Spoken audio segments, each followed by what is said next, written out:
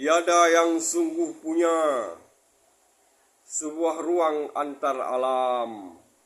Semua berakhir singkat lama. Semua kita jahil batasan. Waktu yang berguna mengingatnya dalam setiap kerja dunia.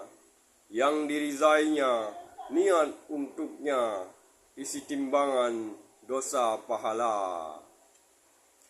Waktu dunia tidak terganti, yang selalu tidak akan kembali.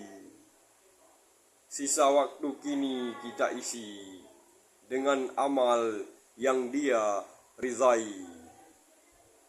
Banda Aceh, 16 Juni 2025, 21 Zulhijjah 1446 Hijriah.